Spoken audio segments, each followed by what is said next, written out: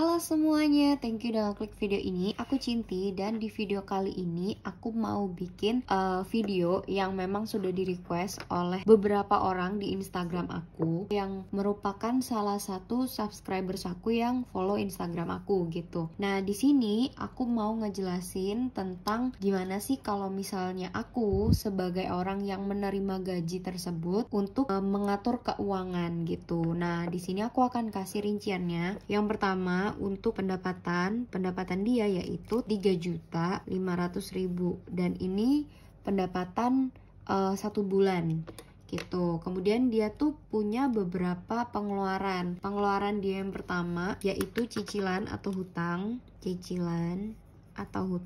Nah, dia punya cicilan atau hutang motor senilai 450.000 per bulan dan ini harus dikeluarkan oleh dia setiap bulannya. Kemudian yang memang setiap bulannya harus dikeluarkan kembali yaitu 10%. Kebetulan dia merupakan seorang Kristen dan dia mempunyai kewajiban untuk persepuluhan, jadi kita akan tulis 350.000 per bulannya. Lanjut, setelah dari 10% gitu ya, dia kan punya cicilan ini untuk motor. Nah, selanjutnya kita langsung ke makanan sehari-hari gitu. Nah, kebetulan makan sehari-hari dia 700.000 karena dia tinggal di Jawa Timur yang kebetulan memang lumayan cukup murah gitu untuk beli makanan yang dia bisa masak juga. Jadi paling nggak 700.000 tuh cukup banget buat sebulan, bahkan bisa lebih kalau benar-benar masak setiap hari kayak gitu. Selanjutnya kita lihat ke bensin ini aku udah tambahin 100.000 karena dia PP.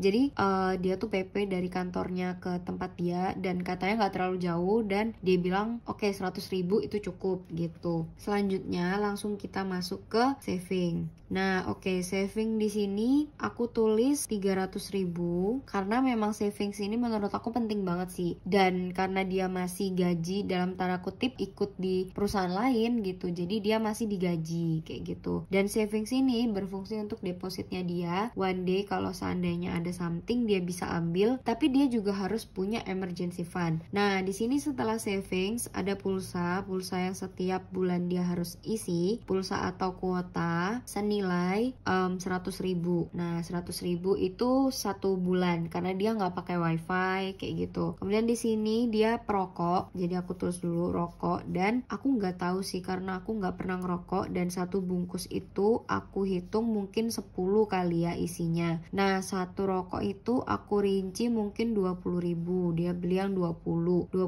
ini aku kalikan, anggap 1 hari 1 dia ngerokok, semisalnya begitu gitu ya. 1 hari 1 20.000 dikalikan berarti 3 karena 30 dibagi 10 kalau setiap hari kan berarti 30 bagi 10 yaitu 3 sama dengan 60.000 ini per bulannya. Lanjut, habis rokok di sini dia itu harus punya emergency fund dan emergency fund di sini adalah 200.000 per bulan. Ini yang memang harus dia kantongin supaya dia punya uang untuk jaga-jaga seperti itu. Nah, dia bilang sama aku kalau dia pengen punya bisnis, so aku tulis di sini bisnis. Tiap bulannya dia harus kumpulin 150.000 gitu. Kemudian ada biaya untuk motor dan biaya pajak motor. Oh ya, ini cicilan dan hutang untuk motor ya. Nah, motor plus pajaknya aku nggak tahu karena aku jujur aja aku nggak pernah punya motor.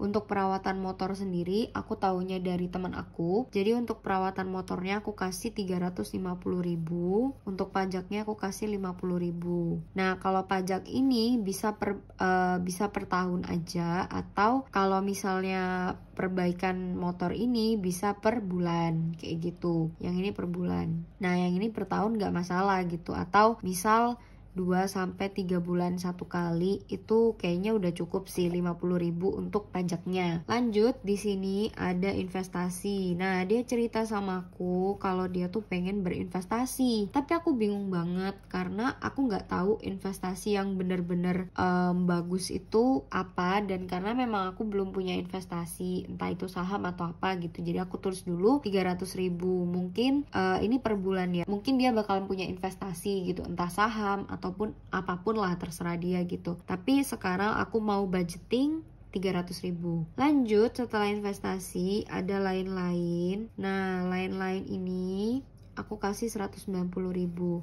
Nah, lain-lain ini biasanya fungsi dari aku sendiri untuk nambahin, misal kalau makannya over budget, bensinnya over budget, atau semisalnya dia pengen beli something kayak misalnya aku pengen beli charger, aku pengen beli headset, aku pengen beli something mungkin kayak peralatan menulis karena aku suka banget nulis, mungkin ngelukis atau apapun. Nah, itu bisa pakai uang ini, dan ini per bulan of course gitu ya. Lain-lain, lanjut, kita nggak mungkin dong selalu kayak sehat gitu kan, kita pasti butuh uang. Untuk itu aku memberikan sub untuk kesehatan, dan kesehatan itu seharga 100.000 per bulannya. Ini tuh sebenarnya perlu nggak perlu ya. Jadi kalau misalnya kita lagi sakit, kita pasti butuh kan uangnya. Misal kita mau ke apotek atau apa, kita pasti butuh uang ini gitu.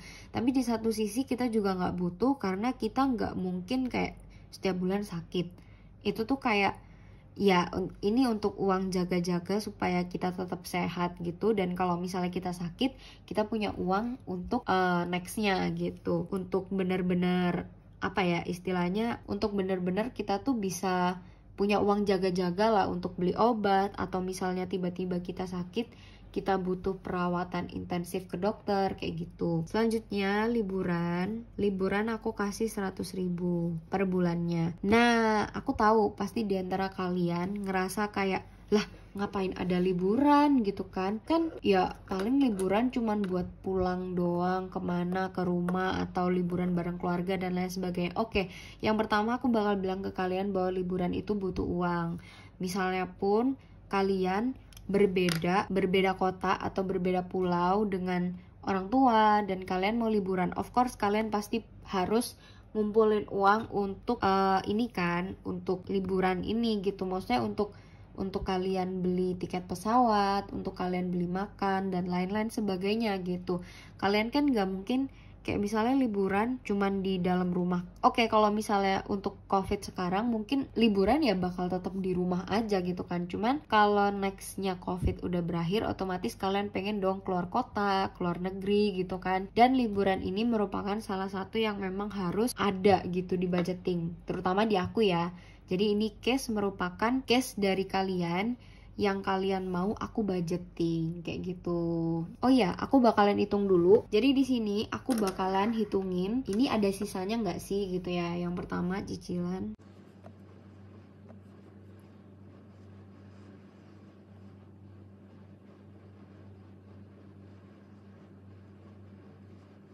Oke, pas banget nih 3.500.000. Nah, kayak gitu guys. Jadi kalau seandainya kalian pengen nih keuangan kalian juga aku budgeting gitu ya, terus kalian bisa request nih apa aja yang kalian mau budget supaya bener-bener masuk di perhitungan kayak gitu. Nah, ini tuh video request sekalian aku mau bikin konten. Mungkin per minggunya aku bakalan upload sesuai dengan requestan kalian gitu. So, buat kalian jangan lupa untuk follow Instagram aku di sini. Aku bakalan taruh Instagram aku @cincinti gitu ya. Kalau misalnya kalian pengen nih untuk keuangannya aku budgeting, kalian juga bisa follow dan kalian bisa DM aku langsung ke Cincinti itu. Nah, selanjutnya mungkin setiap Jumat atau setiap Sabtu aku bakalan upload bahannya gitu ya. Jadi di satu snapgram kalian bisa langsung DM aku di snapgram itu gitu supaya aku bisa bacain gitu. Karena kan biasanya kalau misalnya cuma DM doang kadang-kadang suka kelewat gitu kan. Tapi kalau misalnya pas aku ada snapgram otomatis kan pasti naik atau kebaca gitu. Nah, jadi buat kalian jangan lupa subscribe, jangan lupa like, komen, dan juga jangan lupa share ke teman-teman kalian. Dan jangan lupa juga nyalain notif loncengnya supaya kalian tahu pas video aku diupload. Selamat datang buat teman-teman semua yang pertama kali nonton, dan segini dulu video dari aku. Sampai jumpa di video berikutnya. Bye-bye.